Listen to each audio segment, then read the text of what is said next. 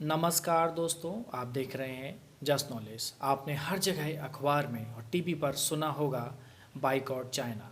अभी लद्दाख में जो भारतीय सेना और चीनी आर्मी के बीच रिसेंट झड़प हुई है, उसके बाद तो ये ट्विटर पर ट्रेंड भी करने लगा था। फेसबुक व्हाट्सएप पर ऐसे बहुत से मैसेजेस आ रहे हैं कि हमें चाइनीज़ प्रोडक्ट का इस्तेमाल बंद कर देना चाहिए ताकि इससे चाइना को नुकसान हो। अगर इस बात की तह तक जाकर देखें और सोचें तो क्या आपको लगता है कि हमारे द्वारा चाइना के प्रोडक्ट का इस्तेमाल ना करने से चाइना को फ़र्क पड़ेगा? फ़र्क तो पड़ेगा, लेकिन मेरे ख्याल से बहुत कम पड़ेगा। इसको ऐसे सोचो कि अगर हम चाइना के प्रोडक्ट का इस्तेमाल बंद कर दें तो चाइना भी तो हमसे प्रोडक्ट लेना बंद कर देगा। तो फिर क्या फ़र्क पड़ेगा? कुछ तो फ़र्क पड़ेगा। तो चाइना तो अपना व्यापार किसी और देश के साथ शुरू कर देगा, और ऐसा भारत भी कर सकता है।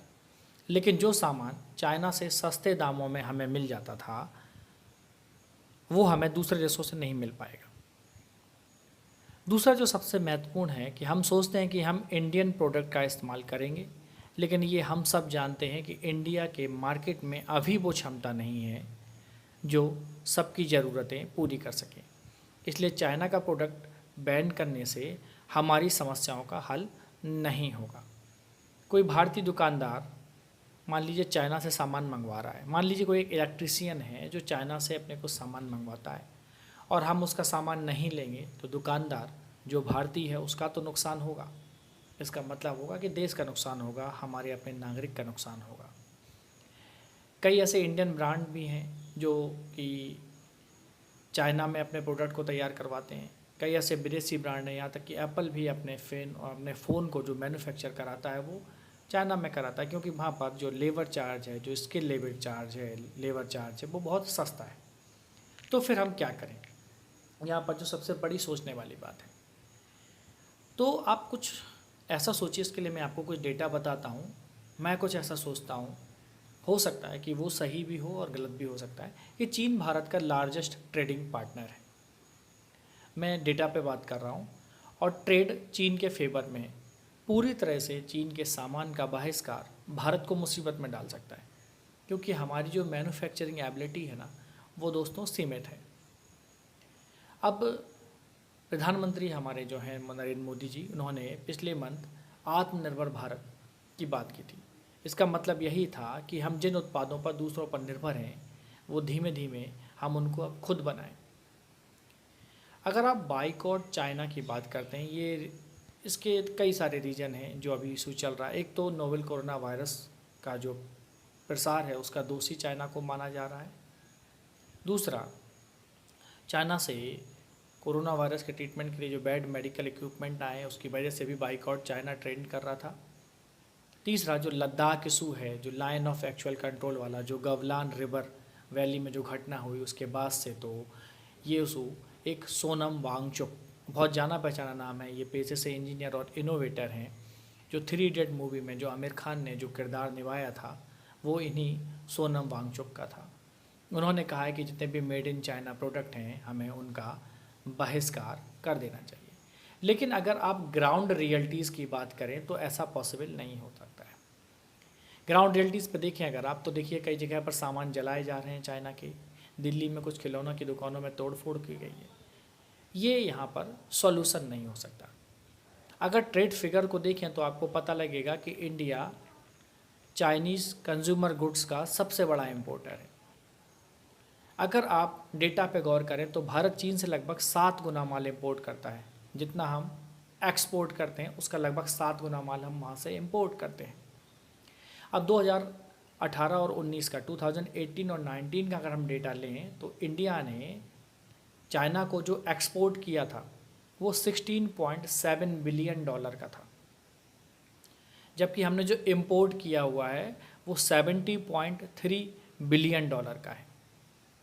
तो हम इंपोर्ट ज़्यादा कर रहे हैं और एक्सपोर्ट कम कर रहे हैं। तो ट्रेड डिफिसिट है, जो व्यापार का जो घाटा है वो हमें तकरीबन 53.6 बिलियन का है। इसे ट्रेड डिफिसिट कहते हैं।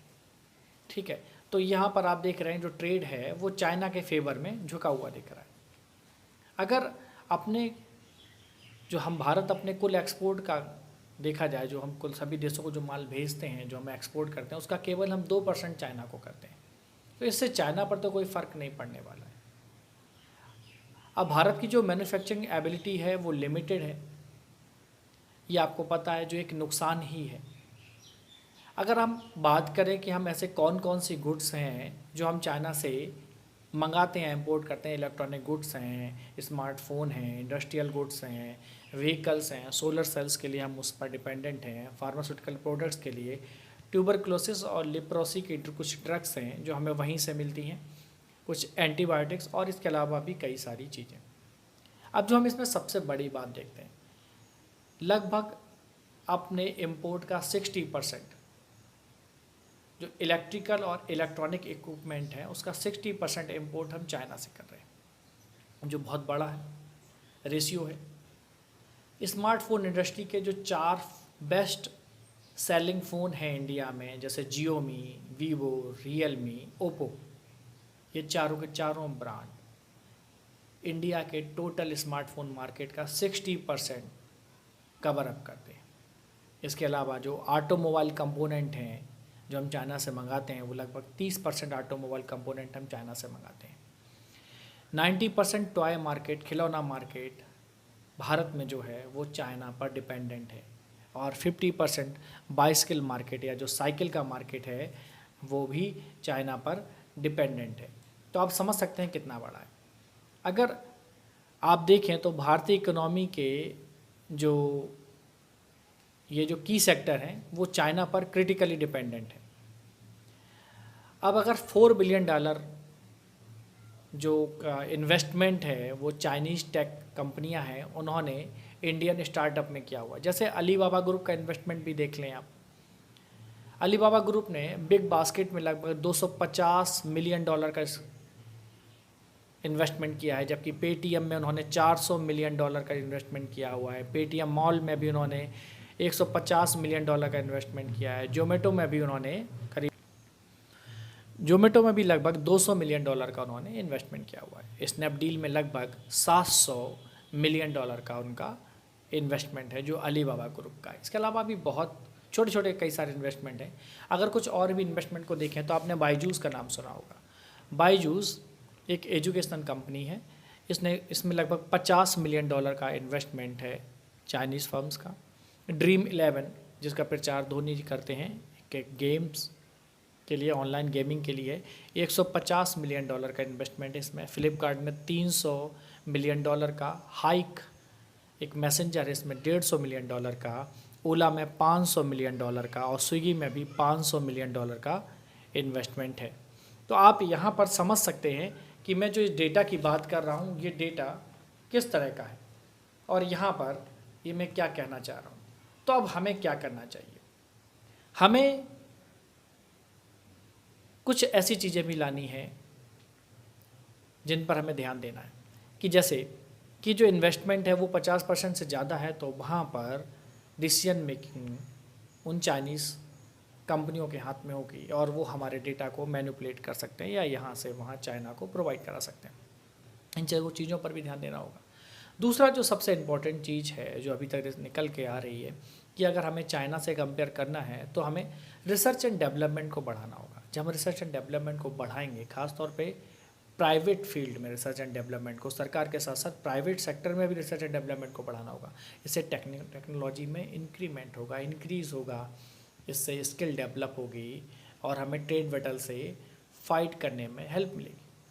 जो सेकेंडली जो हमें काम करना है कि गवर्नमेंट क्या करे कि जो इंडियन कंपनीज़ हैं उनको लोअर रेट पर लोन प्रोवाइड कराए, ताकि वो कंपनियां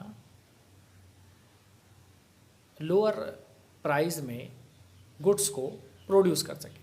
तीसरा कि गवर्नमेंट को इंफ्रास्ट्रक्चर प्रोवाइड करना चाहिए, और सर्विस सेक्टर को भी डेवलप करना होगा।